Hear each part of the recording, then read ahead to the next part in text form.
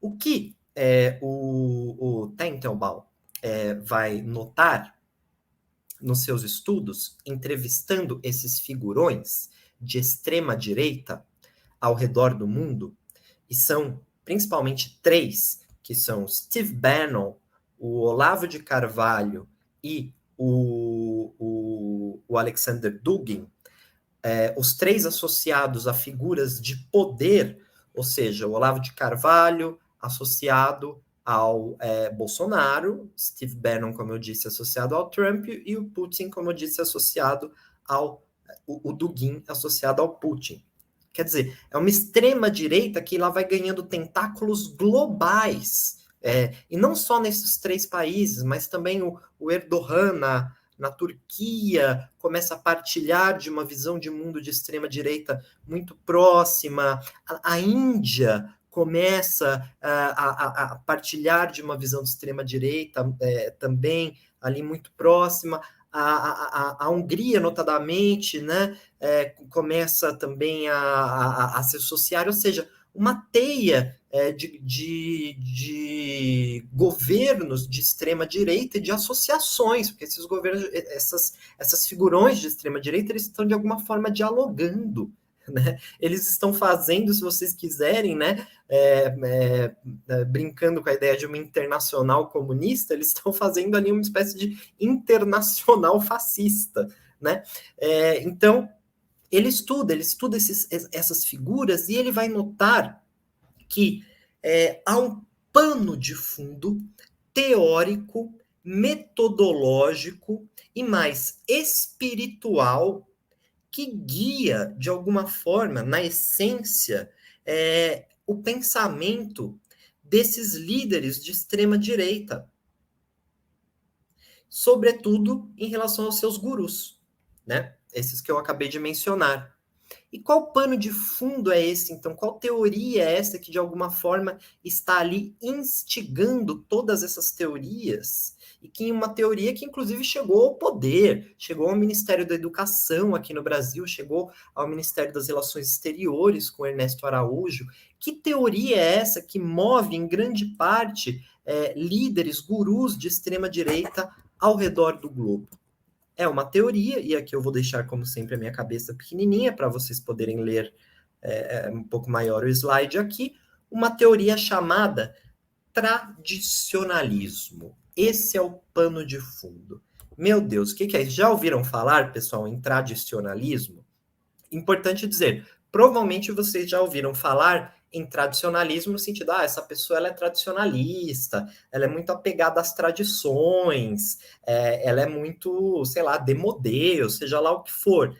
Ou seja, existe um conceito de tradicionalismo que de alguma forma está no senso comum, mas o tradicionalismo que o Teitelbaum fala no texto dele é outro. Muitas vezes ele está relacionado a esse tradicionalismo do senso comum, mas não só. Ele também se relaciona a um tradicionalismo como uma escola, uma corrente filosófico-espiritual que ganhou corpo no século XX, na Europa, especificamente, com dois teóricos. O primeiro deles, considerado ali o patriarca do tradicionalismo, foi um francês, um místico francês, né? Haja vista que ele versava sobre assuntos espirituais, místico francês, inclusive convertido ao Islã, né? Quando ele morreu, ele tinha se convertido ao Islã.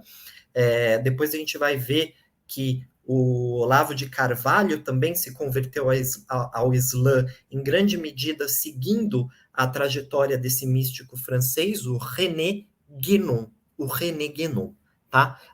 Que escreveu ali durante a primeira metade do século XX, e também, mais ou menos nessa mesma época, nós temos um italiano, e aqui, perdão se eu errar a pronúncia, Julius Evola, vou pronunciar assim, ou talvez seja Évola, não sei, mas também era um místico, ou seja, ele também versava sobre assuntos espirituais, e ele foi o responsável ali na Itália por conferir ao fascismo, uma vez que ele se associou ao fascismo italiano, do Mussolini, e ele conferiu ao fascismo uma motivação espiritual, porque o fascismo ele tinha uma motivação de raça, né, da raça mais forte, mais bela, tinha uma motivação nacional, mas o que o Júlio Evola ele queria conferir uma motivação também espiritual, o que guiaria espiritualmente um governo fascista, que estaria na base espiritual disso. Então vejam que esses dois filósofos, René Guénon e Júlio Evola, eles são dois tradicionalistas.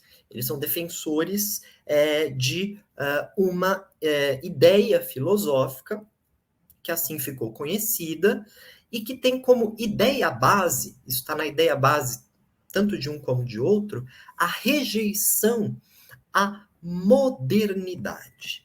E aí, quando eu falo rejeição à modernidade, eu estou falando de tudo o que tem a ver com a modernidade. Tá bom, gente? Vai parecer estranho isso que eu vou falar. Mas a rejeição à modernidade não é simplesmente rejeição ao mundo contemporâneo, às novas tecnologias, enfim, inteligência artificial, seja lá o que for. Não. Rejeição à modernidade tal qual concebida como época na história da humanidade.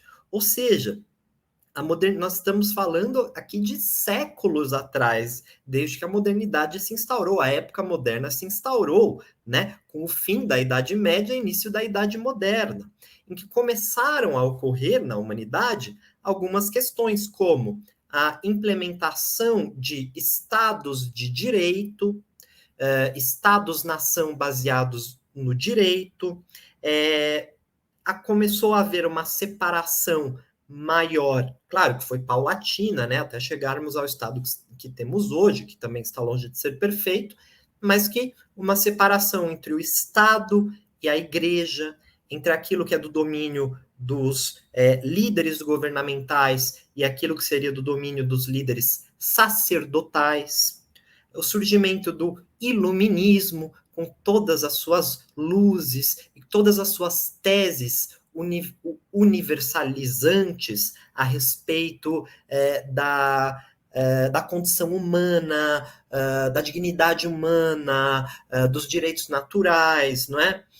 Enfim, o próprio materialismo, e aqui o materialismo entendido não como uma ode simplesmente a bens materiais, mas de consumo, mas materialismo entendido como uma visão de mundo que passa a priorizar somente aquilo que é terreno, que é material, que está às vistas, né, que pode ser inclusive provado ou tentar se provar cientificamente que aquilo está ali é daquele jeito. E se distancia, portanto, do mundo espiritual. Portanto, não é um materialismo relacionado ao consumo, ao capitalismo, mas antes um materialismo que se contrapõe a um espiritualismo, a uma forma mítica de se ver o mundo.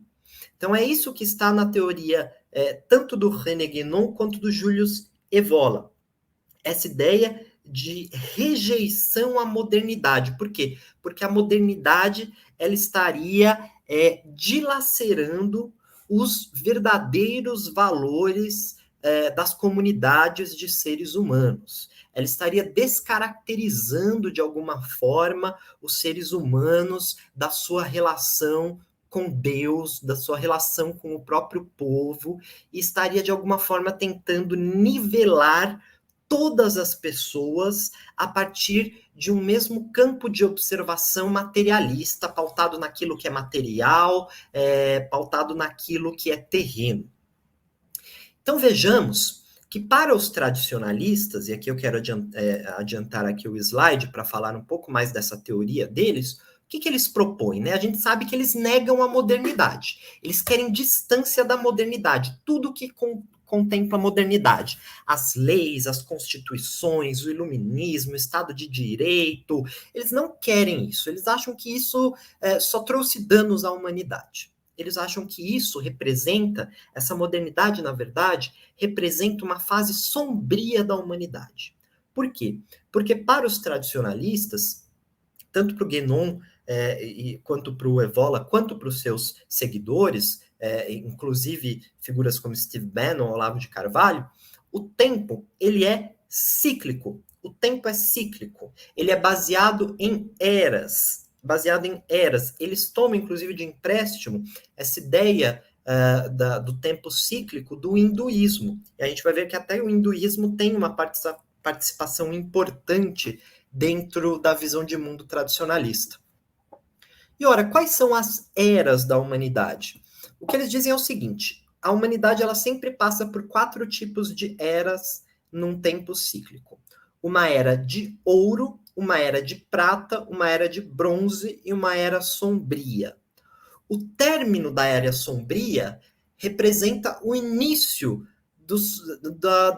de uma era de ouro. Ou seja, aquilo que é sombrio meio que explode em puro ouro. E aquele puro ouro começa a se degradar, a se degenerar, até voltar a ficar sombrio. E aí esse sombrio vai explodir em algum momento, né? Vai virar um puro caos, vai explodir e vai retornar ao ouro. É assim que eles veem o mundo. E eles veem o mundo, eles interpretam a era que nós vivemos atualmente como uma era sombria, uma era sombria. E a cada era eles associam uma figura proeminente de destaque. Ou seja, na era de ouro, a figura mais destacada, hierarquicamente mais destacada, que socialmente as pessoas respeitam, as pessoas olham como um sábio, como alguém que tem algo a ser ensinado, como alguém que tem algo a guiar a sociedade. Na Era de Ouro, essa figura proeminente é a figura do sacerdote. É aquele que faz a ligação da comunidade com o divino, com aquilo que é mais etéreo, certo? O sacerdote é a figura proeminente da Era de Ouro, visto que ele tem justamente essa capacidade de ligar a comunidade com a espiritualidade, certo? Na Era de Prata, a era já decaída em relação à Era de Ouro, a figura proeminente é a figura do guerreiro, aquela figura que consegue defender a comunidade de invasões de comunidades externas, certo? Mas já perdeu essa possibilidade de fazer essa ligação com o divino, né?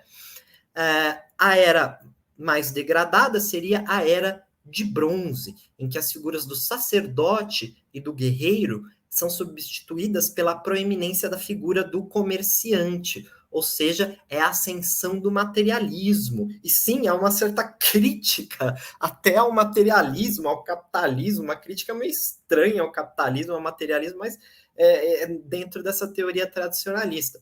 Então, na Era de Bronze é quando o comerciante, aquele que detém mais posses, aquele que detém maior riqueza, ele começa a ser proeminente, a ter uma respeitabilidade maior na sociedade.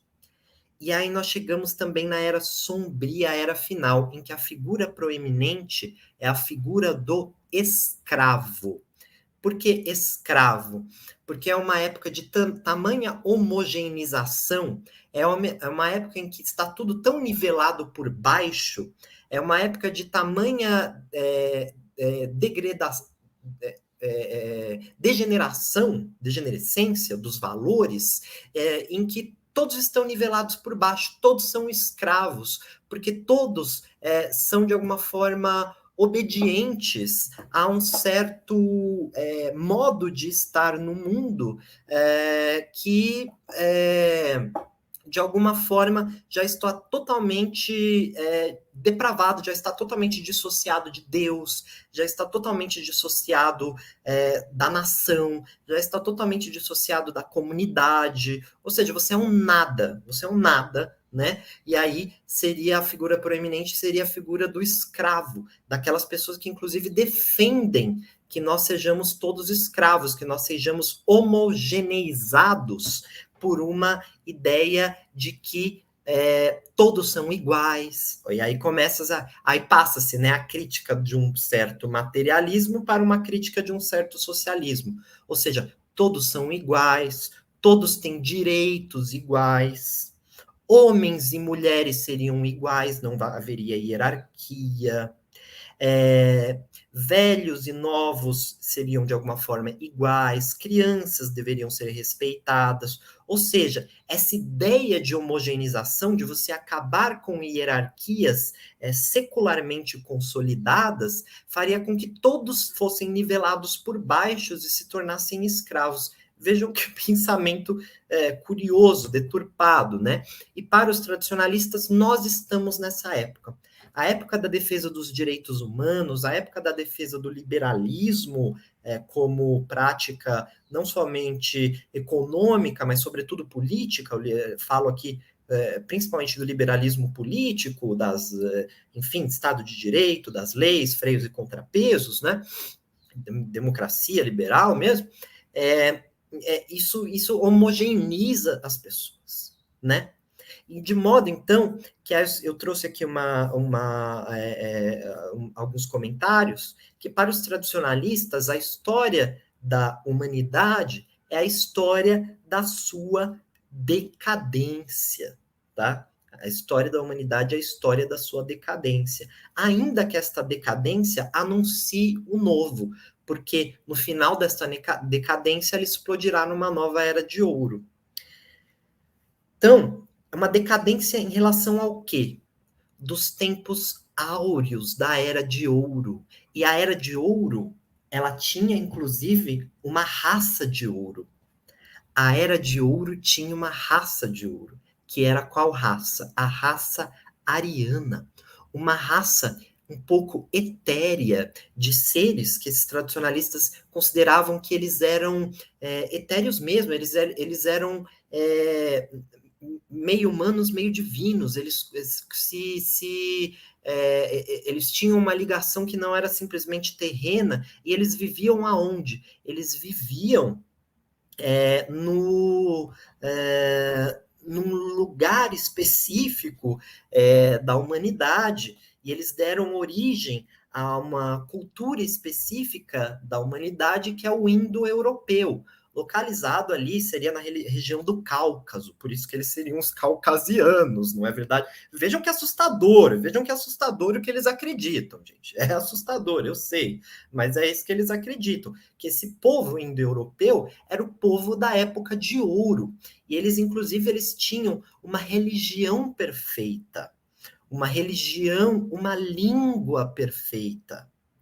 E essa religião indo-europeia perfeita, essa língua indo-europeia perfeita, ela foi, ao longo do tempo, se degenerando em diversas outras religiões. Então, aquele povo indo-europeu que tinha uma religião em comum, eles se subdividiram depois, foram se degenerando entre muçulmanos, entre eslavos, entre hindus, entre cristãos, quer dizer, aquela religião primeira mais perfeita se dividiu.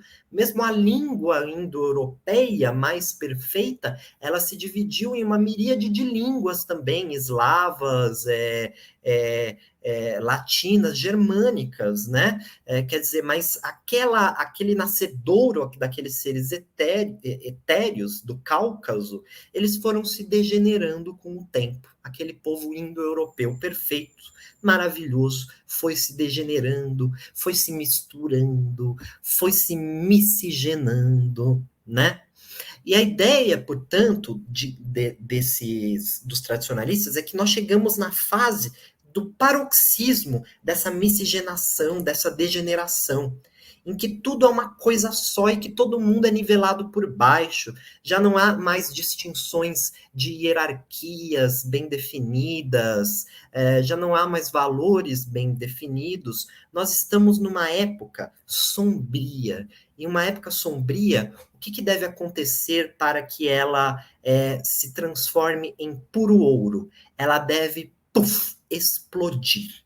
Ela deve ser completamente implodida, ela deve chegar ao seu máximo daquilo ali, Suas instituições, suas metas, seus objetivos devem ser implodidos por dentro para que aquilo ali para que daquele caos nasça uma nova era de ouro. Gente, a essa altura, vocês devem estar pensando, meu Deus do céu, as pessoas acreditam nisso mesmo? E pior, as pessoas que acreditam nisso chegaram em posições de poder, tanto no Brasil, quanto na Rússia, quanto nos Estados Unidos, Hungria, Turquia. Sim, gente, pior que sim. E uma das coisas que surpreende o Benjamin Teitelbaum é que, quando ele começou a estudar o tradicionalismo, começou a estudar essa extrema-direita radical, ele começou a estudar isso como um microcosmo. E ele fala, aquilo ali era um microcosmo, era um grupo de skinhead que se reunia num congresso na Suécia, era um grupo que se reunia numa cidade da Virgínia, nos Estados Unidos, de nacionalistas brancos, e compartilhavam essas ideias, mas eram assim, eram submundos, e nem eles mesmos acreditavam que um dia eles chegariam a tomar posições de poder, como o fizeram, chegando na Casa Branca, chegando aqui no Brasil, mesmo na Rússia. Mas o fato é que chegaram, através de figuras como Bolsonaro, Donald Trump, e o Putin, do Olavo de Carvalho, Bannon, eles chegaram em posições de poder. E sim, começaram a tentar implementar essa proposta tradicionalista. Qual proposta? A proposta de implodir esse mundo sombrio para que uma nova era de ouro surgisse. Fala pessoal, meu nome é Guilherme. Caso vocês tenham gostado desse vídeo de cortes, eu vou deixar o conteúdo na íntegra aqui na descrição para vocês acompanharem. E também, caso vocês tenham gostado, peço a gentileza de deixarem um like, um comentário, para vocês se inscreverem aqui no canal e, se possível e se quiserem, compartilharem esse conteúdo. Isso ajuda bastante o canal a crescer e atingir um público um pouco maior que gosta de ciências humanas. Valeu, gente. Agradeço aí pela atenção e a gente se vê num próximo vídeo aqui no Delongas.